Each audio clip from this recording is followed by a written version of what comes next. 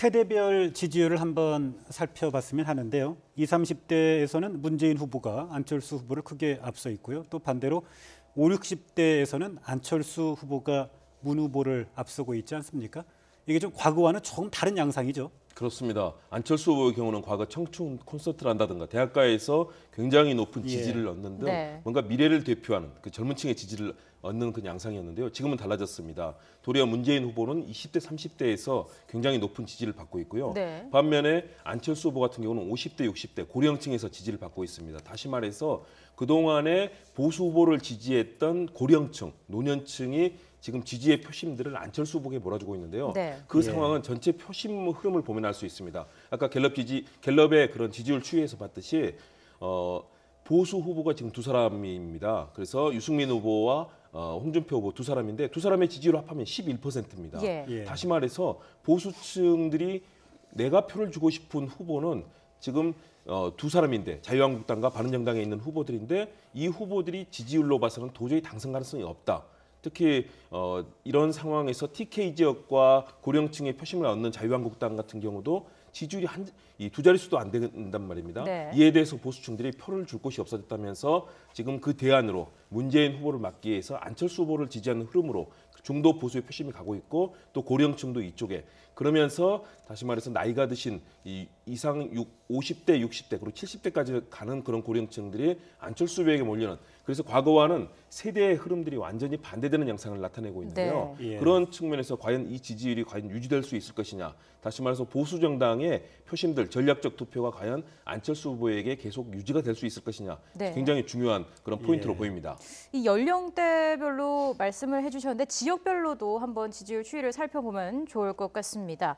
자, 일단 문재인 후보가 광주, 전라에서 강세를 보이고 있고요. 안철수 후보는 TK 지역에서 유난히 또 강세를 보이고 있습니다.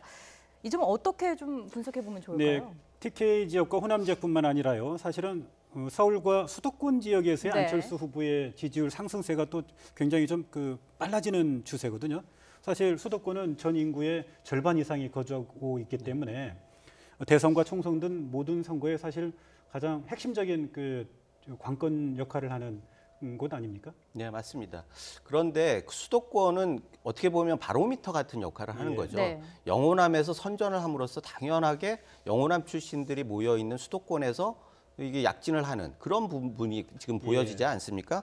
그런 면에서는 누가 그러더라고요. 보수 진영에 있는 분인데 문재인 대표가 위대한 거는 그 탄탄한 지지층이 아니라 반문 정서로 영호남의 지역 화합을 이뤘다라고 하는 게 칭찬할 부분이다라고 역설적으로 얘기를 하는데 그런 부분들이 지금 있는 거예요.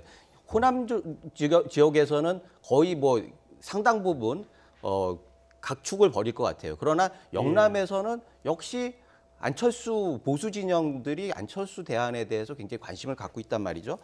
이런 걸 보면은 역시 그 영호남에서의 선전이 수도권에서 굉장히 중요한 역할을 할 수밖에 없다라고 하는 생각이 들고요. 결국 호남에서의 선전인데 호남에서 지지도로 보면 그동안에는 대부분 의원들이 국민의당인데 여론 지지도는 문재인 대표가 굉장히 압도적으로 많이 나왔단 말이죠.